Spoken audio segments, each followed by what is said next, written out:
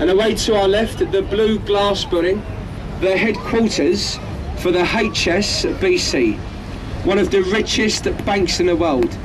It was the first glass building to be built in the Thames in the early 80s. Designed by an Italian, and he was a very, very clever, unemployed window cleaner called Luigi the Squeegee. It's my best joke though. I'm just seeing who's listening. Next door to it though, you see that yellow brick building? The old Billingsgate Fish Market. Not a market today. The market moved away about 20 years ago. They went down to Canary Wharf, the old fish market, Billingsgate. And there's a warship on the right, the HMS Belfast. You see a flag at the front of the vessel? That flag is flying from a jackstaff. That is the name of the pole. That is why we call that flag the Union Jack. If you saw that flag anywhere else on a building, anywhere, it's only called the Union flag.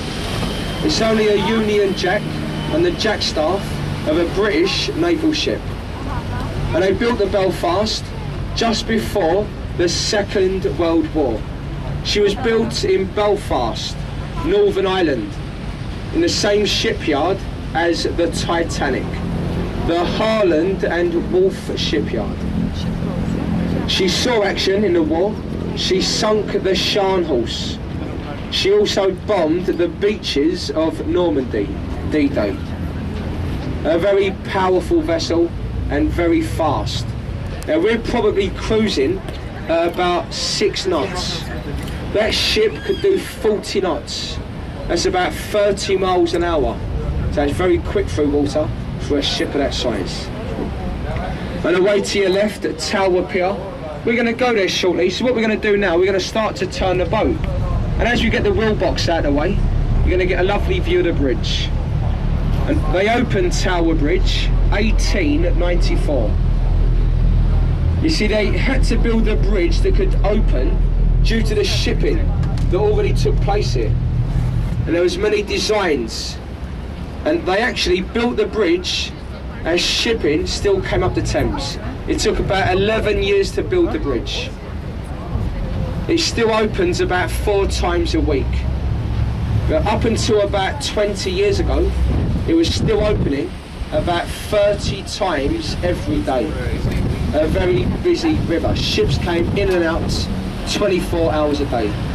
And years ago when the ships came through, people could have walked over the top. They've now turned the top half into an exhibition.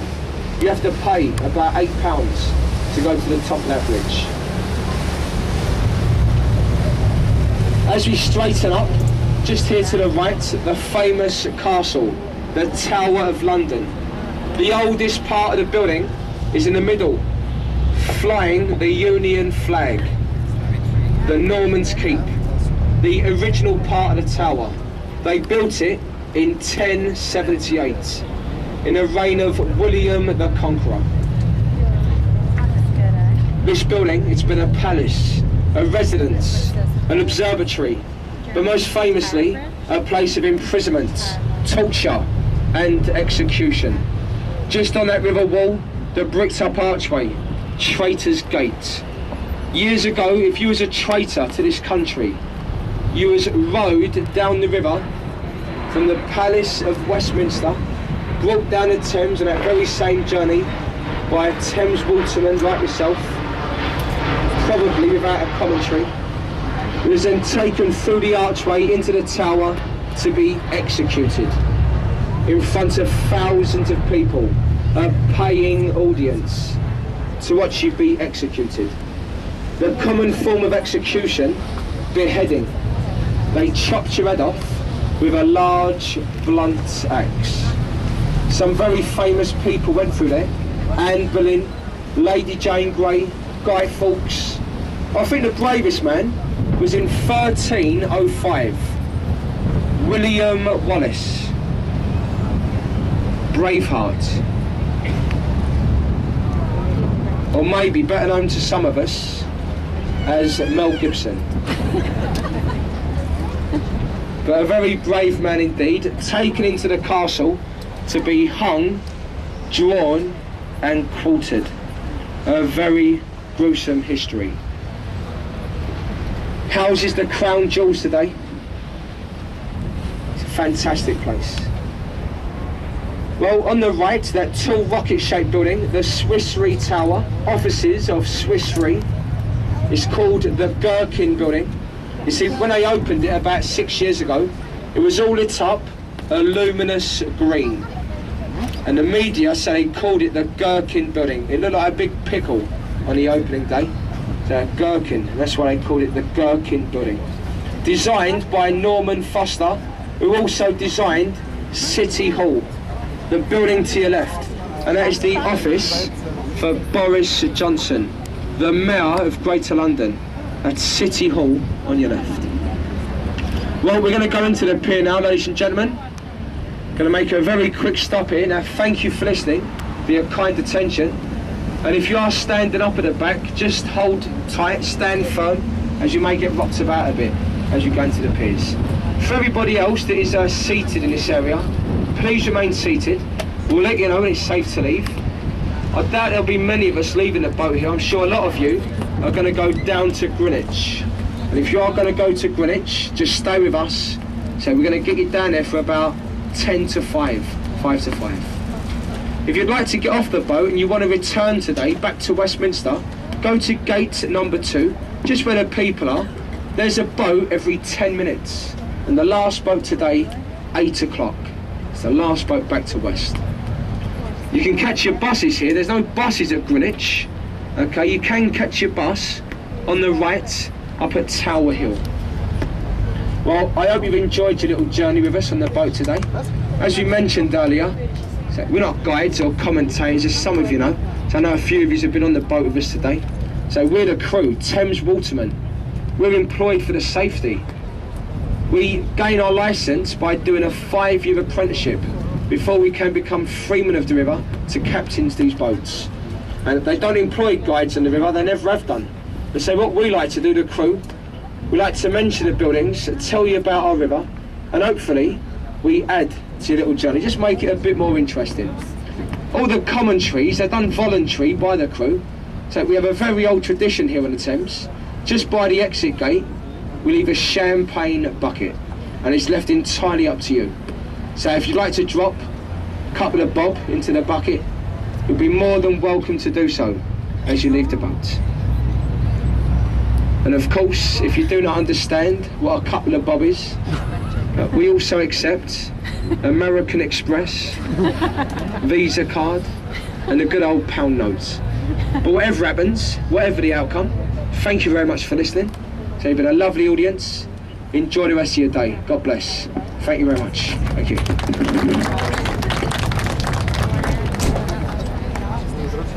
There's the Traitors Gate. Now they've just finished repainting Tower Bridge.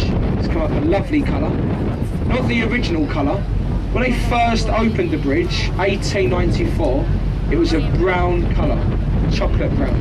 And it stayed that colour until the mid-70s, the Silver Jubilee. And that's when they painted it red, white and blue. And so it will remain this traditional colour. As you go through the bridge, away to your left, just by the trees ahead of us, St Catherine Docks. They built it in the 1800s as a high security dock. Due to the piracy, the thieving on this river, that is where they stored expensive cargo. They've now turned it into a marina with many bars and restaurants. And there are many restaurants on the right, on the ground floor of Butler's Wharf. All bar one, you've got Cantina on the right, and just behind us, Le Pont de la Tour. Very famous, very expensive. You may remember that is where Tony Blair and Bill Clinton took their wives for lunch a few years ago, Le Pont de la Tour. Well, I think it was their wives they took. So that's where it was, Le Pont de la Tour. Have you all seen that film, Oliver Twist? They filmed it up the creekway to the right. Look up the top of the creek. If the tide's low enough, you'll see the mud. It does get very muddy. There it is. That is where Fagin dropped all the jewels in the mud at the end of the movie. It's where Bill Sykes fell to his death from the warehouse roof. Charles Dickens, who wrote Oliver, he spent a lot of time in Bermondsey and he knew the people in the area very well. And so there was a lot of thieving, a lot of pickpocketing, so a very poor place years ago. You'll see a lot of barges left and right of us. Well, they're moored here permanently. People live on them. They're not just there for pleasure. People live aboard these vessels throughout the year. There was working barges years ago, taking cargo up and down the river. Shipping came up the Thames. Some of the ships could only go as far as London Bridge. Some of them were too big to get into the docks, and that is when they used the barges. Cargo into the barge. The barges were literally rowed up the river with the tide through the bridges. On your left-hand side, they filled a dock entrance in. That was the London dock. All of London's alcohol used to get delivered into that dock. Any alcohol coming into the city years ago used to go into the dock entrance. Then there's a pub on the left, at the town of Ramsgate. You'll see the stairs bring it down to that little foreshore.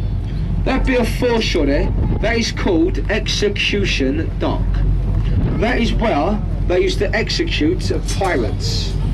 If you was ever found guilty of being a pirate years ago, you were taken to the pub, given your last tot of rum, brought down the stairs and shackled to a spike in the river. You were left there to drown. 2 tides went over the pirate's head before they were pronounced dead. The most famous pirate to be drowned at Wapping was from Scotland, Captain William Kidd, 1701. You see that pub on the right? The Angel? Well, look at the balcony.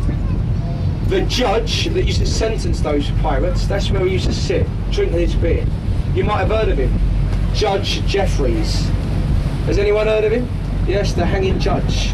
That's where he'd sit, drinking his beer, watching the pirates drown. And there's a pub on the left named after that famous pirate, Captain Kidd. Now, both of those pubs, they're owned by Samuel Smith, a brewery in Yorkshire. Do we have anyone from Yorkshire on the boat? Well, Tadcaster it is. It says the brother of John Smith. Samuel Smith, he owns a lot of breweries, a lot of pubs in the capital. Do you have any Americans on the boat still?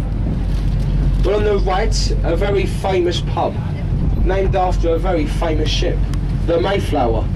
Look on the roof of this pub, can you see the model weather vane? Look at that, that's a model of the Mayflower. That is where the Mayflower set sail from, Rotherhithe. She left here in 1620. She sailed to Plymouth, picked up the Pilgrims before going to America, the Promised Land. And so that's where the journey began for that famous ship, the Mayflower, 1620. That's all south of the river to the right, southeast of London. And away to your left, the East End. This is Wapping on the left, in front of us, Limehouse. At Wapping, you can see New Crane Wharf, Metropolitan Wharf, original buildings, these ones. There's no footpaths in front of these warehouses. That's how you can tell they're original. And if you look on the right, although these buildings resemble warehouses, they're only about 12 years old. You can see the footpaths. By law, any new building built on the river must have a footpath in front of it. The oldest pub on the river is to your left. The Prospect of Whitby, nearly 500 years old. Named after a ship, it was called the Prospect. It brought coal to London from Whitby in Yorkshire. One night the crew left the pub and they got lost at sea in a violent storm. Never to be found again. In memory, they renamed the pub the Prospect of Whitby. But one of our national heroes, he used to go to that pub. He was from Yorkshire. He used to bring coal to London. Captain James Cook.